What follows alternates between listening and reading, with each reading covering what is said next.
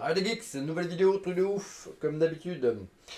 Et aujourd'hui c'est un nouvel épisode des chroniques de Laurent Marve, où je vais reprendre, voilà, vous faire part là, de mes visionnages de la semaine en matière de films. Donc j'ai vu quelques films plutôt intéressants cette semaine. Pas mal de rattrapage aussi, hein. Donc le premier film, c'est Les Chambres Rouges. Les Chambres Rouges, c'est un thriller québécois, donc canadien, réalisé par Pascal Plante, un jeune réalisateur québécois je crois qu'il a 35 ans, hein, je crois, ce réalisateur, dont c'est le troisième film. Donc Les Chambres Rouges, c'est un film qui était sorti en 2023 et qui vient de sortir en France en mois de janvier.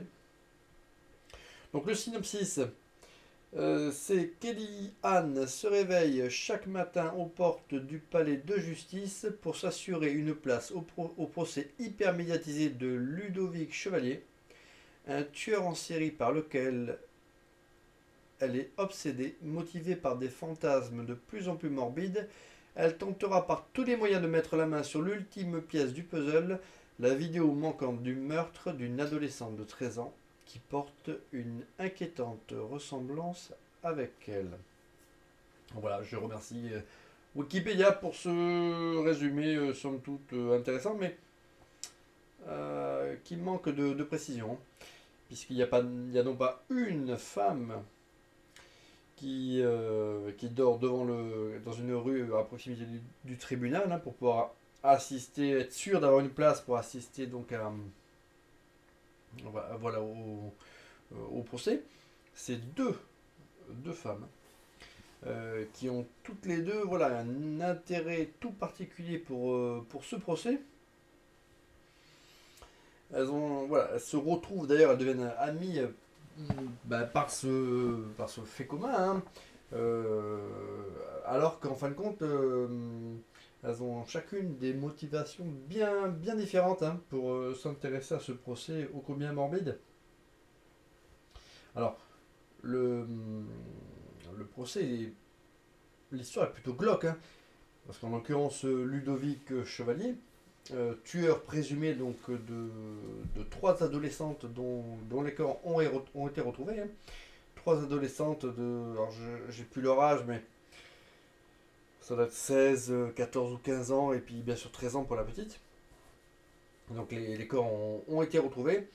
Et il y a également des vidéos qui ont été retrouvées, où leur mort est mise en scène, mais dans des conditions mais juste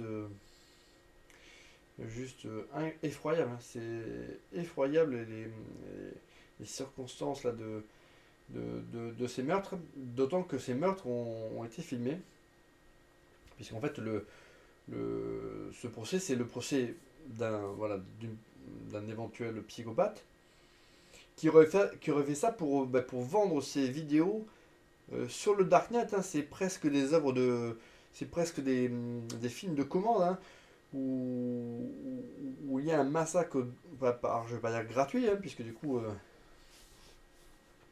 il tue ces jeunes filles, les films pour que après ces vidéos soient achetées sur le darknet, et quelque part cette demande eh ben, à amener le tueur à faire encore toujours plus de meurtres en fait, hein. Donc bref, c'est une histoire qui est vraiment très très glauque. Alors, c'est un film qui a vraiment très très bonne presse, hein. C'est un film qui est sorti chez nous avec l'aura quand même d'un film qui avait quand même marqué les esprits, qui avait eu un gros succès critique outre-Atlantique, notamment dans son pays de naissance, hein, au Canada, au Québec. Alors, il y a sans doute aussi un peu de chauvinisme là-dedans, hein. Moi, j'ai trouvé le film relativement bancal en fait. Alors, le film commence comme un film comme un thriller mais surtout un film de procès en fait, hein, que l'on va vivre au travers des yeux donc de ces deux jeunes femmes, hein, qui veulent pas en perdre une miette. Et en fin de compte, finalement, non, le film part dans une autre direction, où du coup, bah, on est vraiment collé à ces jeunes femmes, et également à la relation d'amitié qui les lie, hein. Alors, il y en a une des deux qui est fascinée par cette affaire, et surtout par le fait qu'il y a encore des énigmes qui n'ont pas été levées, et, et elle a cette fascination morbide, mais euh, elle aimerait, on va dire, participer quelque part à élucider le mystère autour là, de cette enquête et de ce tueur. Et à côté de ça, on en a une autre qui, elle, est fascinée par cette affaire et qui, elle, bah, est partie prenante pour le tueur et qui pense que c'est un coup d'État, enfin, pas un coup d'État, mais un coup monté, qu'il faut, il faut un coupable. Et, et elle, elle est complètement bornée et quelles que soient, on va dire, les preuves auxquelles qui peuvent lui être données, on va dire, pendant le procès, elle a toujours, on va dire, une analyse complètement biaisée et, et voilà. Et elle défend bec et ongle l'innocence de cette personne-là. Quand même, voilà, l'évidence voudrait que, ben voilà, que, enfin, il semble pas qu'il y ait beaucoup de suspense quant à l'idée véritable du tueur dans le film. Bon bref, donc il y en a une des deux là qui est en tout cas fascinée par ce tueur et qui envers et contre tous prend parti pris pour défendre l'innocence de ce psychopathe. Et on en a une autre qui elle est fascinée par tout voilà, cette histoire, le darknet, ce commerce souterrain et quelque part voilà, ça la fascine et elle a envie d'en savoir plus, elle a envie et puis peut-être même voilà de, de connaître vraiment tous les détails de cette affaire et même d'aller chercher les preuves qui pourraient manquer pour innocenter ou peu importe en fait elle c'est son problème c'est son intérêt c'est même pas de savoir qui est coupable ou pas c'est juste voilà, le plaisir de vivre ça voilà, en temps réel et de pouvoir quelque part à sa manière participer à tout ça quoi. Alors j'ai trouvé le film très mou en fait. J'ai trouvé très mou. J'ai trouvé qu'il y avait beaucoup de gras. Bref, c'est même pas du gras. Enfin, le film il est pas spécialement long. Il dure, remarque, il dure pas loin de 2 heures, mais ouais, j'ai trouvé qu'on voilà, c'est-à-dire on passait beaucoup de temps parfois à suivre, notamment le personnage principal, hein, euh, qui est interprété par Juliette Gariepi, que je ne connais pas. Hein, ça doit être une actrice canadienne. Donc voilà, on la voit faire du sport, on la voit faire des shootings parce qu'elle est mannequin. On, on la voit faire, voilà, quand elle n'est pas, quand elle n'assiste pas au procès, on la voit faire des recherches sur Internet, sur le darknet, sur la famille. Très vite, on découvre qu'elle est quand même plus particulièrement douée en informatique et en réseaux sociaux et voilà, c'est quelque chose qui la fascine. Mais bon, voilà, c'est. Je trouvais qu'on en a fait beaucoup pour ce film. Je trouve qu'il y avait une ambiance, voilà, bon, relativement malsaine. Mais voilà, un film voilà, très mou, avec un rythme très lent. Euh, Finalement, un dénouement euh, ah, voilà, pas spécialement. Enfin, on s'y attendrait presque, quoi. Enfin, et il n'y a pas trop de surprises dans le dénouement, mais surtout, on reste sur les questions que l'on pouvait avoir sur notamment ses motivations véritables de cette héroïne, hein. Parce qu'il y a un truc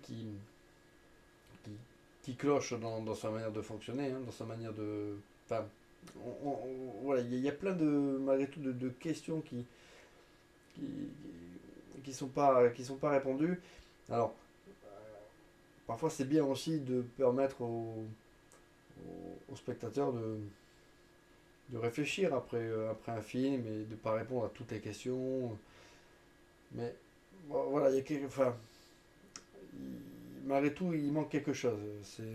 On ressort de la fin du film avec, bon, le film déjà est très négatif. Et puis on se dit, ben ouais, un peu tout ça pour ça, quoi. Euh, donc voilà, Les Chambres Rouges, voilà, plutôt bien filmé, mais un film froid, un film lent, un film qui suggère au lieu de montrer. Alors, en ce qui concerne les drames, les horreurs liées au meurtre, la suggestion marche très très bien, hein, puisque notamment quand on arrive sur les journées où sont diffusées les deux vidéos des deux des trois du coup victimes, on ne voit pas les images, mais par contre on entend euh, les jeunes filles avant qu'elles commencent à se faire charcuter, et puis quand elles commencent à se faire charcuter, et c'est vrai que c'est voilà, c'est déjà quand même assez éprouvant. Mais voilà, c'est un film voilà, qui suggère, il y a beaucoup de non-dits, et voilà, il manque malgré tout quelque chose. Je trouvais qu'on en avait fait beaucoup pour ce film, et au final, euh,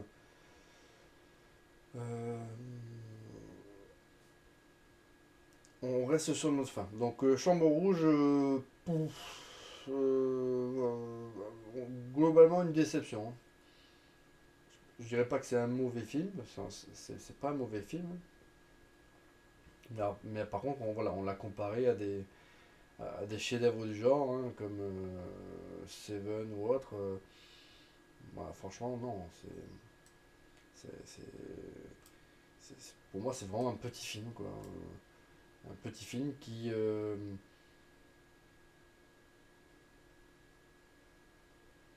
voilà, voilà, il y a un truc qui est raté dans ce film. Vraiment, il y a un truc qui est raté. Au niveau du traitement des personnages, à trop vouloir ne rien dire sur l'héroïne, enfin sur l'héroïne, sur le personnage principal. euh, du coup, voilà, on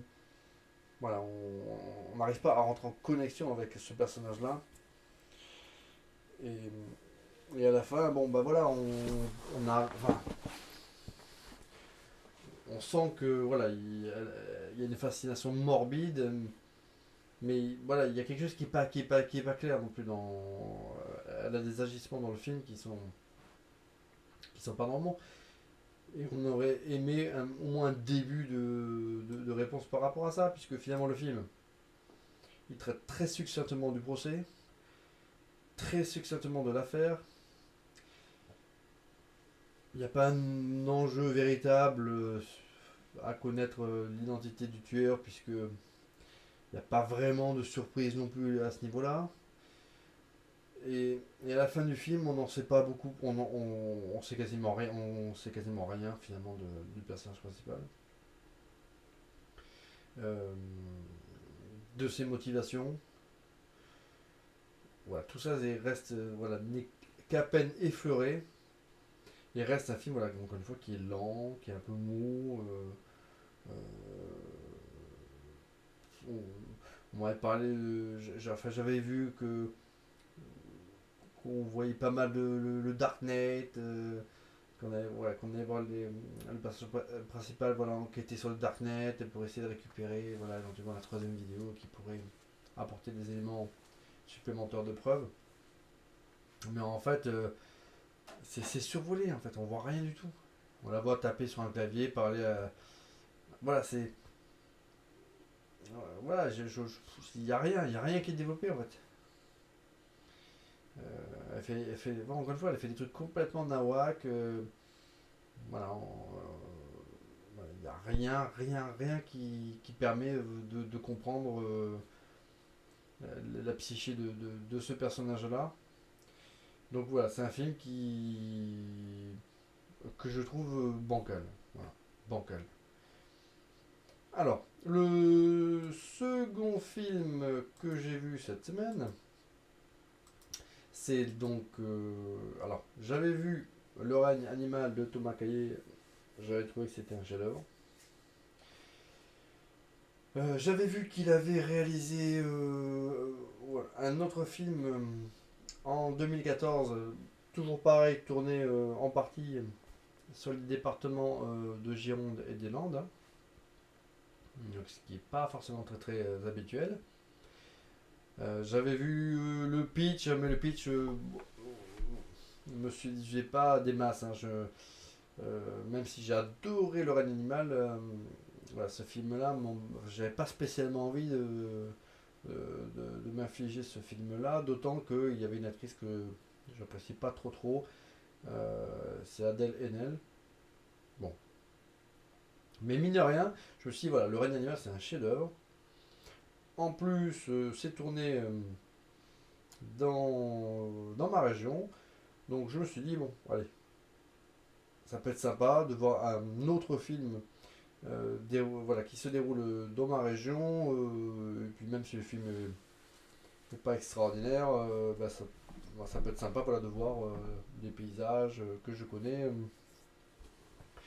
Donc, Les Combattants, c'est quoi? Donc c'est donc un film sorti en 2014. Arnaud travaille dans l'entreprise de sa famille, spécialisée dans la construction en bois. Et il passe l'été au bord de la mer.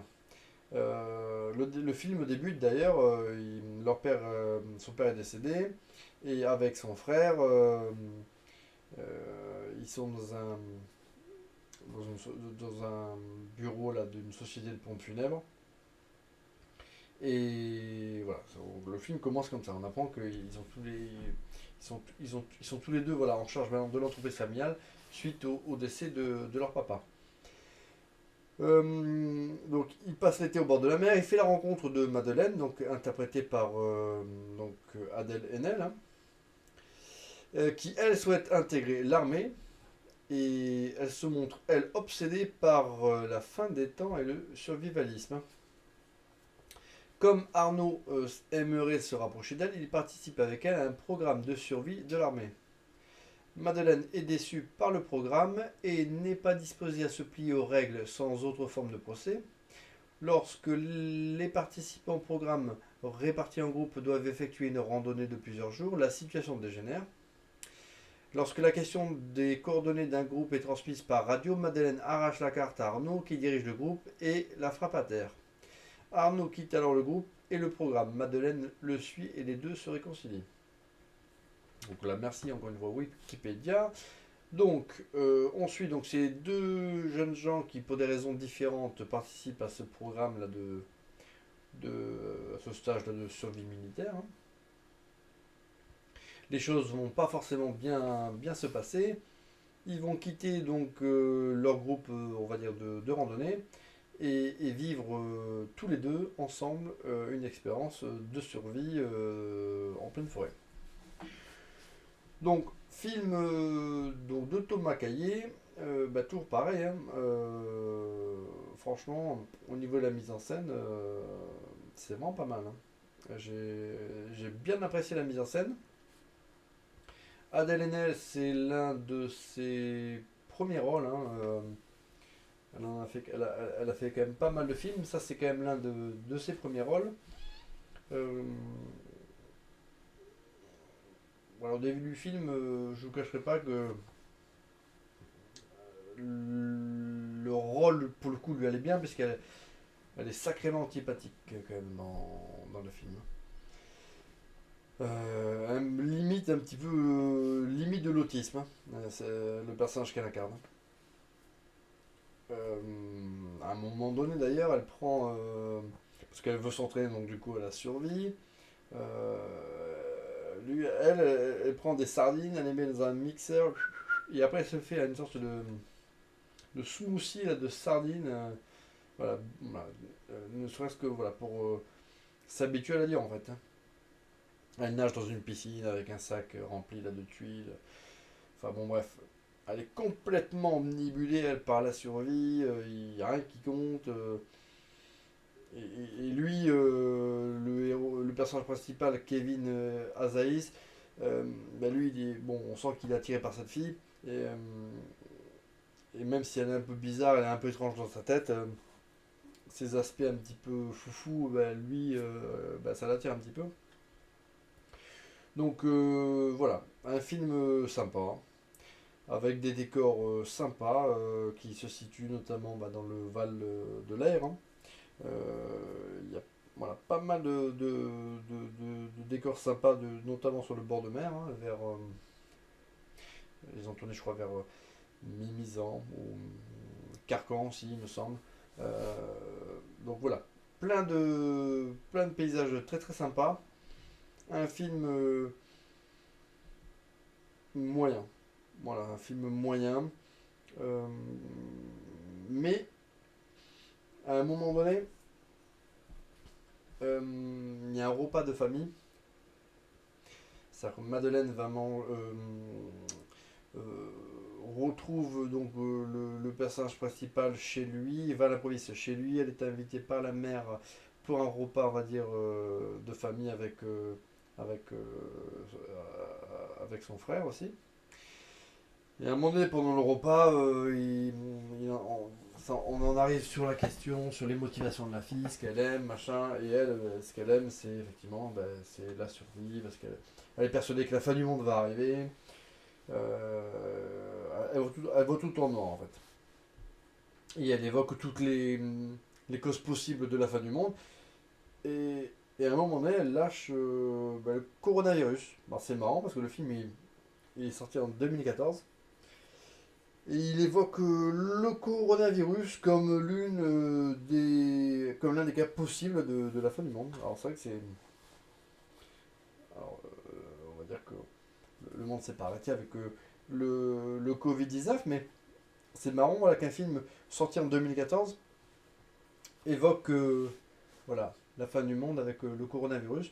Moi, franchement, je n'avais pas entendu parler du coronavirus, du Covid-19, bah, avant les événements qui ont amené les différents pays du monde à prendre des mesures comme ça de restriction de la liberté pour préserver les populations.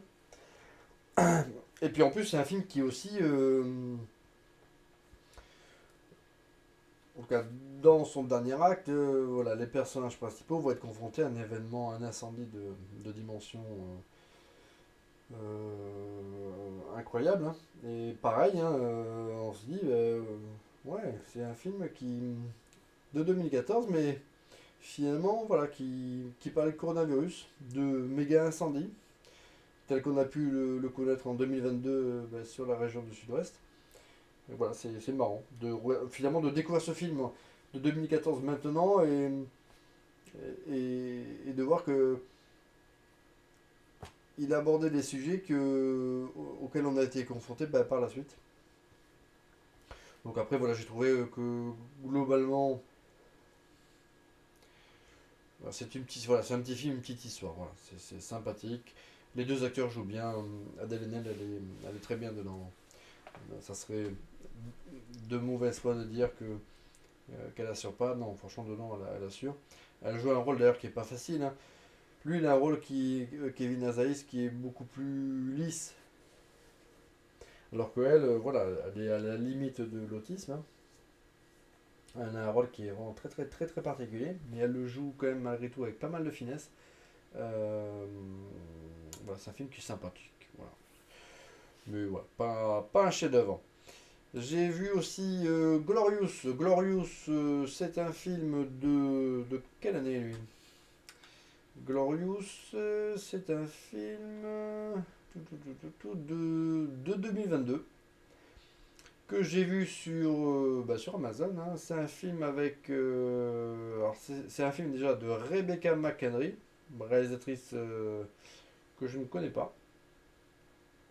Par contre, ouais, dedans, on a quand même un acteur que j'apprécie, hein, que j'aime bien. C'est Ryan Quanten, ou Quantin, je sais pas comment ça se prononce. C'est lui le personnage principal de ce film.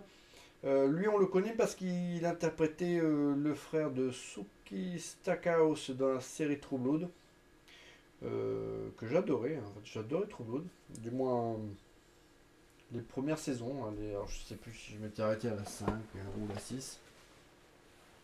Mais je trouvais vraiment cette série adaptée là, de romans euh, vraiment rafraîchissante. Hein.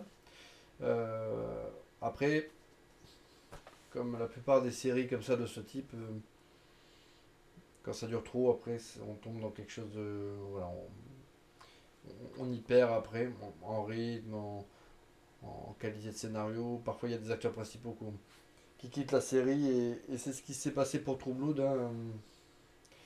Et c'est ce qui s'est malheureusement passé aussi pour d'autres séries comme Walking Dead, qui pareil était génial dans les premières saisons et puis qui se sont dégradés par la suite. Donc Ryan Quentin, j'adorais ce personnage dans la série True Blood, c'était l'un de mes personnages principaux. Et aujourd'hui, on le retrouve dans tout un tas de films comme ça, souvent ça peut être des directs ou des vidéos, maintenant c'est des directs tout plateformes de streaming. Mais bon, il a fait quand même quelques films sympathiques, notamment il tourne beaucoup dans les films de genre. Hein. Et donc Glorious, c'est vraiment un film de genre, avec une histoire complètement what the fuck. Hein. C'est voilà, un mec qui arrive sur une aire. C'est pas une aire d'autoroute, en tout cas c'est une aire de repos sur une route, où il y a un bâtiment enfin, de sanitaire. Hein. Donc on comprend qu'il s'est séparé de sa copine, hein, qui vit une peine amoureuse, une rupture. Et il trouve rien de mieux à faire que se mettre une grosse minace. Hein. Il se siphonne une bouteille de Sky à lui tout seul. Il se met vraiment minable. Et le lendemain, quand il se réveille, parce que forcément il a dormi sur cette terre de repos comme il a pu. Il se rend compte qu'il est dans un état déplorable et il décide de se rendre dans les sanitaires pour se refaire, on va dire, une petite fraîcheur. Et là, il se retrouve enfermé dans ces sanitaires en compagnie d'une créature cosmique qui est enfermée dans une cabine de toilette. Donc voilà, le film se pose là, dans le genre what the fuck.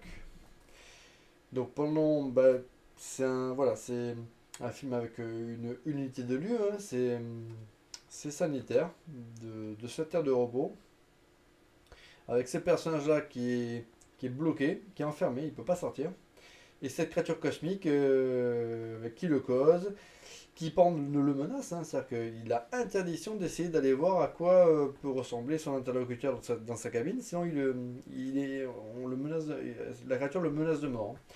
Alors lui, il voit bien qu'il y a des choses pas trop naturelles qui ont l'air de. Voilà, il voit quand même par en dessous que ça a l'air d'être vraiment très très harbi ce qu'il y a dans cette cabine hein, de toilette. Euh, alors, le pitch. Wes, désemparé par sa rupture avec son ex Brenda, arrête sa voiture sur une aire de repos au bord de la route. Cette nuit-là, il s'enivre et brûle tous ses biens, y compris son pantalon et sa boîte de photos. Le lendemain matin, il trébuche dans des toilettes vides pour vomir. L'homme dans les alors dans la cabine à côté entame une conversation et révèle qu'il s'appelle Gatanatua, enfin un nom des bois. Alors que la conversation devient inconfortable, Wes se rend compte que la porte est scellée. Gatanotoa explique qu'il s'agit d'un demi-dieu créé par son père, qui est une divinité primordiale, qui a accidentellement créé l'univers, y compris l'humanité. Alors, incrédule, Wes tente de jeter un coup d'œil à travers le gloriole, il y a un trou en fait. Euh, mais voilà, malgré les avertissements de Gatanoa de ne pas le faire. Et là, il va apercevoir que, effectivement, c'est à ce moment-là qu'il voit que cette créature, elle a vraiment une forme très très particulière et que c'est pas un mec qui se fout de sa gueule. Donc, en gros, cette créature-là, c'est elle qui enferme en fait Wes dans les sanitaires, qui l'empêche de sortir, parce qu'elle attend de lui quelque chose en fait. Elle attend de lui qu'il l'aide en fait, puisque donc, comme l'explique cette créature cosmique, elle a été créée par son père dans le but de détruire l'humanité. Les frères et sœurs de cette créature, elles ont réussi temporairement à emprisonner le père, et lui, cette créature, il s'est échappé. Mais son père s'est libéré et tente de le retrouver et à son contact, du coup, il va être sous l'emprise de son père et comme il a été conçu comme une arme, il va détruire l'humanité alors que lui, il s'est quelque part attaché à l'humanité. Donc, il attend de Wes qu'il lui fasse, on va dire, une forme de sacrifice. Donc, pendant tout le film, il attend de lui que Wes se serve de ce trou dans dans l'une des parois de la cabine, qu'il fasse quelque chose dans ce trou pour que lui, il puisse, au contact de cet humain, euh, évoluer vers un nouveau type d'entité qui lui permette de se dissimuler des yeux de son père, qui est encore une fois une entité cosmique à sa recherche. Donc voilà, c'est un truc complètement de malade, sachant qu'en plus, Wes, pendant une bonne partie du film, imagine qu'il va devoir faire le sacrifice d'un de ses organes, voilà, dont il aurait du mal à se passer. Alors, c'est un film complètement barré, sans doute un peu trop long pour ce qu'il a à raconter. Il faut savoir qu'en VO, l'acteur qui incarne la créature, c'est J.K. Simpson, hein, un acteur incroyable hein, qui a notamment interprété le,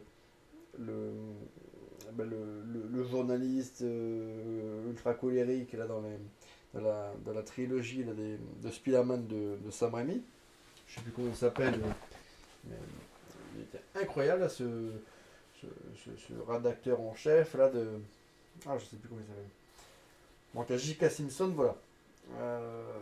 En VO, il est incroyable dans le doublage de cette créature.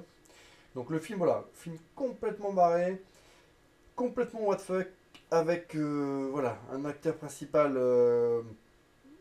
qui est excellent. Voilà, franchement, Ryan Quentin, dans ce film-là, alors, on le reconnaît, hein, il a une tête, même s'il il a vieilli, hein, mais bon, il a toujours quand même malgré tout le même type de coupe de cheveux. Donc, voilà, ça fait plaisir des fois de voir que. Voilà, de retrouver des têtes connues, sympathiques. Mais là, de le voir dans un rôle vraiment un contre-emploi, ça fait du bien. Et là, vraiment, c'est un petit film, Glorious. Mais par contre, une énorme interprétation de Ryan Quentin. Il est incroyable dans ce film. Le film est trop long, bon, trop trop long. Pour ce qu'il a raconté, le film est trop long. Je sais plus combien de temps il dure. Je vais regarder, mais ouais, 80 minutes. Alors c'est marrant parce que 80 minutes, c'est pas énorme pour un film, mais pour celui-ci, c'est beaucoup trop. Et ça, c'est un film qui aurait dû durer 45 minutes. Euh, voilà, il y a des moments où je me suis un petit peu ennuyé quand même. Mais voilà, il y a vraiment une vraie idée de génie derrière. Un final qui est vraiment très très bien pensé en fait. Je ne l'avais pas vu venir. Glorious c'est sur Amazon Prime. Franchement, alors c'est pas un film à mettre devant tout le monde, hein, parce que c'est vraiment, il y a beaucoup de sang. Hein. C'est un film quand même qui peut être très très gore. Il n'y a pas beaucoup de scènes d'ultra violence, mais il y en a quelques-unes qui sont quand même, voilà. C'est pas un film à regarder en famille, ça. Donc voilà, petite proposition. Une affiche qui est méga classe, hein, qui rappelle un petit peu l'univers là, de Lovecraft. Hein. C'est un film qui est inspiré qui est imprégné quand même de Lovecraft hein, et de ces grands anciens, de ces créatures cosmiques, hein, avec ces tentacules. Ouais, on sent quand même que c'est vraiment l'esprit de Lovecraft, même si ça ne réfère pas forcément directement, mais même les noms, hein, Gatano, Ottawa, enfin tout ça, on pense à Cthulhu, hein, c'est clair. Donc moi, tout ce qui touche à Cthulhu, je kiffe. Donc voilà, Glorious, c'est pas un film que je reverrai forcément parce que voilà, petite proposition, un film pas forcément bien rythmé, mais voilà, j'ai passé un super moment, ne serait-ce que par l'interprétation de l'acteur principal. Il y a quand même voilà, une idée quand même derrière le film. C'est un film à petit budget, mais qui ne cherche pas à en faire plus, mais qu'il en a les moyens, mais ce qu'il propose, c'est fait, c'est bien fait en fait. Voilà, c'est un film qui, dont les effets spéciaux sont vraiment plutôt qualitatifs, hein. Voilà, donc je conseille Glorious, hein. Alors, qu'est-ce qu'il a vu d'autre, le Laurent Marvy? Il a vu Aquaman and the Lost Kingdom. Aquaman and the Lost Kingdom, c'est la suite du premier, hein. Donc, le premier, franchement, j'avais trouvé ça vraiment plutôt cool. Euh, C'était la bonne période des films d'ici, je trouve. On avait eu un Wonder Woman qui était bien sympa. Je parle pas des films de Snyder parce que pour moi ce sont des chefs-d'œuvre. Mais voilà, Wonder Woman c'était vraiment cool. Et cet Aquaman, ben pareil, hein, c'était un film avec, contrairement au film par exemple de chez Marvel, c'était un film qui avait l'ambition sur son sur son épisode, hein, de vraiment raconter une histoire de A à Z. C'est-à-dire que c'était pas un film s'insérant dans une série, on va dire, de films. Voilà, c'était Aquaman, il y avait une vraie grande histoire dans ce film-là. Voilà, c'est un film comme, voilà, comme on aurait dû en avoir beaucoup plus, c'est-à-dire avec une vraie ambition, un film hyper généreux, avec ça voyageait, ça rappelait Indiana Jones, ça rappelait, voilà, on suivait les personnages dans leur périple sur plein de continents, sur plein de lieux. À la fin, il y avait une bataille ultra épique. Ouais, c'était un film qui était hyper riche, hyper fun. Et il y avait un peu d'humour. Globalement, les effets spéciaux étaient de qualité.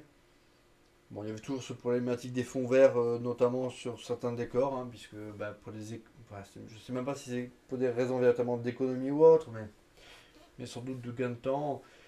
Ben, plutôt que de déplacer parfois les comédiens, ben, on fait des fonds verts un coup ils sont en Sicile, un coup ils sont dans le désert, un coup alors qu'en fait ils sont dans un studio. Bon, et ça c'est vrai que quand on le détecte, ça peut sortir quand même ça peut nous sortir du film. Moi je me rappelle par exemple d'une scène dans Thor Ragnarok où on voit Loki, Thor et Odin qui sont en haut d'une falaise. Alors je ne sais plus si c'est en Islande ou autre, mais on voit que c'est complètement fait, que l'herbe elle est faite, que tout est fait. Du coup, bah, on n'y croit pas. Bon, et ça, c'est vrai que dans Aquaman, ben, des scènes comme ça, il y en a quelques-unes. Mais bon, globalement, le film était hyper riche en créatures, en batailles épiques, en rebondissements. Franchement, c'était une très très bonne surprise, ce premier Aquaman. Ce second Aquaman a eu pas mal de péripéties de production. Il a été retardé maintes fois. Il y a eu énormément de reshoot. Un coup, on a voulu intégrer d'autres personnages du DCU, du DCEU. Après, on les a sortis finalement. Il y a eu des réécritures donc en permanence. Et ça s'en ressent sur le film, mais finalement pas autant que je l'aurais craint en fait. Donc on est dans la même veine que le premier film.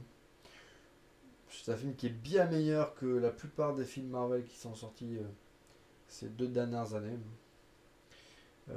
C'est pas une merde, hein, Aquaman and the Lost Kingdom. Le problème de ce film,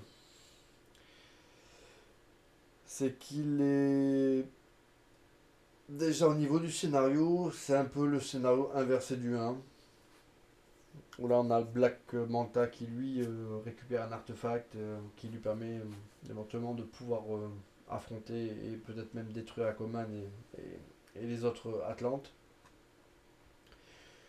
C'est une sorte de buddy movie où on suit donc Aquaman et son frère donc en quête voilà, de Black Manta hein, et de ses sbires. Euh, mais voilà, c'est le film est bien fait. Les effets spéciaux, pour le coup, sont plutôt cool. Je craignais, vu les critiques, d'avoir des effets spéciaux dégueulasses. Globalement, ça passe. Tout n'est pas parfait, mais comme pour le un, globalement, c'est plutôt positif. C'est un film qui se montre généreux. Là où le film fonctionne moins, ben, c'est au niveau de l'histoire, qui est un peu plus. euh, voilà, un peu moins intéressante que le premier, un peu moins riche. Et puis le traitement des personnages. Le traitement des personnages était quand même. C'est le gros point nord de ce film-là. Le Aquaman de sans Snyder, c'est plus le même personnage en fait. Là, c'est juste un. C'est un bouffon en fait, hein, qui pense qu'à bouffer à boire des bières. Et du coup, il y a un décalage entre le personnage qu'il incarne, hein, qui est censé être le roi des Atlantes, qui est censé être un super-héros, membre de la Justice League. Voilà, et là, c'est un pauvre type, quoi, qui balance des vannes sans arrêt. Après, j'adorais le prince Orm, je trouvais qu'en méchant du premier film, il était vraiment intéressant. Alors que là, bon bah, du coup, tout ce qui faisait le sel de la personnalité de ce personnage-là dans le premier, ça a été évacué. Là, c'est juste voilà, un suiveur en fait, hein. On a l'impression que sa personnalité est complètement effacée. Donc là, il est juste là pour entendre les répliques toutes pourries là, de Jason Momoa. Et voilà. Franchement, c'est vraiment dommage. Le traitement des personnages est vraiment nul. Black Manta est plutôt cool, mais pareil, ses motivations elles restent quand même très très basiques. Donc voilà, c'est un film qu'on regarde, qui est pas désagréable, mais qui est pas hyper emballant en fait. On, on- voilà, on se dit mince, ça aurait pu être tellement mieux avec une vraie intensité dramatique, avec voilà, un vrai bon traitement des personnages. Là, les personnages, ils évoluent. Enfin, ils ont évolué quelque part, ils sont devenus complètement aseptisés. Enfin, ils sont devenus. Voilà, il n'y a plus de profondeur dans les personnages. Donc, c'est un film qu'on regarde sans saveur. Voilà. On peut pas dire que ce soit un navet, c'est pas le cas. On peut pas dire qu'il soit mal fait, c'est pas le cas. On peut pas dire que voilà, qu'il n'y a pas une densité. Il y a quand même pas, il se passe pas mal de choses quand même. Donc c'est un film qui est riche, hein. C'est pas un film de feignasse, mais c'est un film qui manque d'âme en fait. On s'ennuie pas, mais c'est pas emballant. Voilà, c'est pas spécialement emballant. Donc c'est ce que je m'attendais. C'est la raison pour laquelle je rattrape ma séance hein, sur Aquaman, hein. Alors que j'avais adoré le premier, mais j'avais un a priori pas très très bon sur le film. Alors pourtant, James Wan, lui, c'est un master, hein. James Wan, c'est quand même le réalisateur ben, voilà, de films vraiment très très sympas, hein. Alors il a fait les Sauts, Saut 1, Saut 2, Saut 3, Death Sentence, qui était très très bien, hein, Death Sentence de 2007. Il avait fait Insidious 1 et 2. Alors, le Insidious 1 qui était incroyable. Le 2 qui était plutôt pas mal, mais un peu moins bien que le 1 quand même. Le 1 était vraiment ouf. Là, voilà, quand le père là, il va dans le monde dans le monde parallèle, J'avais trouvé que c'était vraiment remarquable. J'avais adoré Insidious. Conjuring 1 et Conjuring 2, franchement, ils sont excellents. Fast and Furious 7, ben ça j'ai pas vu parce que c'est vraiment le type de film que je déteste, mais donc je vais pas parler de Fast and Furious 7 parce que je l'ai pas vu, j'en ai vu aucun d'ailleurs. Je dirais pas que c'est la merde parce que les ayant pas vus, ça serait malvenu, mais bon voilà. Qu'est-ce qu'il a fait d'autre? Il a fait donc Aquaman 1 qui était vraiment plutôt pas mal, hein. Le seul film du DCEU qui a fait le plus d'un milliard, hein, je crois. Parce qu'il y avait eu les Batman de Nolan qui avaient dépassé le milliard, du moins pour le second et le troisième opus. Mais dans le film du DCEU, sauf erreur de ma part, c'est le seul film qui avait dépassé le milliard, hein. Après, il y a eu le Joker, mais Joker, c'est pas un film qui fait partie du DCEU. Qu'est-ce qu'il a fait d'autre? Il a fait Malignant, un film qui a été plutôt pas trop bien reçu à sa sortie en 2021. Moi, j'ai adoré Malignant. J'ai adoré Malignant. J'ai trouvé ça, mais alors, hyper original. Franchement, j'ai trouvé que c'était complètement ouf. Après, James Wan, il a produit quand même pas mal de films bien pourraves, hein, comme Megan, hein, ou comme Annabelle, ou comme toutes les suites des sauts, machin. Ça, c'est complètement pourri. Ou ouais, le film avec la piscine là, qui est sorti il y a pas longtemps. Là, mais ça, c'est vraiment sombre, un sombre nanar, c'est la merde. Donc voilà, James Wan, c'est un très très bon réalisateur. Et dans ce qu'il a réalisé, donc pas produit, il a fait quasiment que des films de qualité. Donc c'est étrange. Cet Aquaman 2, c'est vraiment une anomalie parce qu'en général, dans les films de James Wan, les personnages sont plutôt bien écrits. Alors que là, ils sont. Voilà, il n'y a pas de relief. Mera, alors, on sait qu'elle a été quand même écartée, hein, par le studio, par la Warner. Donc, son temps d'apparition dans le film a été réduit. Donc, dans ce qui reste, c'est vrai qu'elle est transparente. Et c'est le cas de l'ensemble du casting, hein. Dolph Lundgren, pareil, hein, on le voit très très peu. Nicole Kidman, pareil. Tout ça, c'est. Nicole Kidman. C'est pas Nicole Kidman d'ailleurs. Euh, Comment elle s'appelle cette actrice là? Si, si, c'est bien Nicole Kidman, hein. J'avais eu un doute parce que c'est vrai que cette actrice qui était tellement belle par le passé, malheureusement, le petit génie là, de la chirurgie esthétique est passé par là et là on la reconnaît plus. Elle a une tête, elle est vraiment affreuse. Alors déjà dans Northman, qui lui est un chef-d'œuvre, hein, Northman. euh, Là, ouais, c'était gênant de voir cette actrice avec ses traits complètement liftés dans un film médiéval. Il y avait un truc qui collait pas. Donc j'avais une petite erreur de cast par rapport à ça. Mais alors là, dans ce film-là, elle a vraiment une tête. C'est à peine si on la reconnaît, mais elle est moche. Elle est défigurée, hein. Elle qui était si belle, Nicole Kidman, alors là, c'est affreux, une tête de robot. Euh, on dirait même dans le film qu'elle est retouchée par de la CGI. Tellement des fois, elle a un visage qui semble pas naturel. Bon, au-delà de ça, elle est complètement transparente. Finalement, le seul qui, je trouve, a pas mal de charisme, c'est Yahya Abdul Matin, qui incarne donc Black Manta, qui a quand même une belle présence à l'écran, même si son personnage est quand même. Voilà.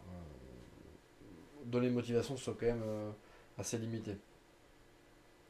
Le dernier film que je vais vous présenter, donc là, c'est un nanar de l'espace, mais finalement, c'est peut-être l'une des plus belles. Alors pas surprise parce que c'est un film que j'avais déjà survolé quand même. Euh, dont j'avais vu quelques parties en accéléré. Mais voilà, je m'étais toujours dit, bah allez, je me le ferai un jour dans les conditions optimales, je le regarderai en entier. Et c'est que parfois avec les nanars, on a tendance à les parcourir en vitesse accélérée. Bon. Donc c'est Baron Against the Demon. The Baron Against the Demon. Un film espagnol sorti en. C'est en 2006. C'est un film qui lorgne du côté de Métal Hurlant, du côté des métabarons de Alejandro Jodorowsky, dans ses costumes de personnages. C'est un film complètement barré. C'est à la limite même du fan film. Hein. Alors, c'est un film, je pense que une personne sur 100 est capable de le regarder en entier. Et encore, peut-être un peu moins. Euh, donc on est vraiment dans le nanar de l'espace, donc vraiment quasiment on est dans le fan film fauché. Donc ça s'adresse vraiment pas à tout le monde, il faut vraiment aimer ce type de proposition. Euh, mais ouais, pour qui éventuellement aime ce type de film et, et assez, on va dire, comment dire, bienveillant, tout n'est pas à jeter. Alors, le pitch. À la fin du 21e siècle, la Terre est engagée dans une guerre dévastatrice contre les forces du mal. Une armée extraterrestre, connue sous le nom de démons, menant les forces terriennes, le mystérieux super-héros nommé le Baron. Durant une mission d'extermination, le Baron est capturé par Lady Pervertum, une magnifique sorcière qui a pour objectif de recueillir le sperme du héros. Elle veut utiliser cette semence pour fertiliser la bête Ragnarok afin de mettre au monde une nouvelle race d'aliens invulnérables. Mais le baron parvient à s'échapper. Donc voilà, c'est un film complètement fou. Son nom original c'est El Baron contra los Demonios. C'est un film donc qui emprunte énormément à l'univers de Metal Hurlant dans ses designs. Hein. Des filles hyper badass. Alors, elles sont toutes en string. Toutes en string. Avec des armures de type. Des costumes de type Metal Hurlant, gros décolleté. Des, des flingues énormes. Ça emprunte également au niveau de Métabaron. En l'occurrence, le baron, il a une armure qui est plutôt. Enfin, de loin, on dirait un personnage de l'univers de Jodorowsky. Bon, de près, le problème c'est qu'on voit qu'il a un costume fait de mousse, hein, avec des muscles de mousse. De près, c'est complètement dégueulasse, mais de loin, ça fait vraiment illusion. C'est un film qui emprunte également à Star Wars. Hein, il y a des créatures un peu farfelues comme on peut retrouver dans la cantina de Star Wars. Alors bien sûr en toute pourrave, hein, mais il y a cette ambition-là aussi. Et il y a d'ailleurs un des personnages dans le film, l'un des amis du héros, qui ressemble à George Lucas. Hein. Donc ça, il y a une ressemblance qui est tellement frappante que c'est volontaire. Hein. À l'époque où George Lucas commençait à être un petit peu costaud, mais surtout, voilà, il avait encore la couleur dans les cheveux, une petite barbe. Voilà, si vous tombez la main sur des visuels là, de The Baron Against the Demon, vous verrez de suite, vous aurez l'impression que c'est George Lucas qui joue dans le film. Hein. C'est impressionnant. Euh, Après voilà, le film est complètement barré. La méchante, donc elle est en string, avec une sorte d'armure, avec des obus comme ça à la place de la poitrine. Euh, Il y a une sorte de créature gigantesque. Pareil, c'est pas spécialement bien fait, mais ça fait penser un petit peu à. Alors, c'est Alien du pauvre, mais il y a des vaisseaux spatiaux un petit peu qui empruntent énormément à l'univers de Metal Hurlant, de certains, du moins, de certaines histoires de Metal Hurlant. Euh, Puis il y a toujours ce rapport aussi entre le pouvoir, la sexualité, et ça c'est quand même un thème qui est très spécifique au métabaron, hein. Euh, qui peut être un peu glauque, hein, à ce niveau-là. Mais voilà, le rapport entre la puissance et le sexe, ça c'est l'univers de Jodorowsky.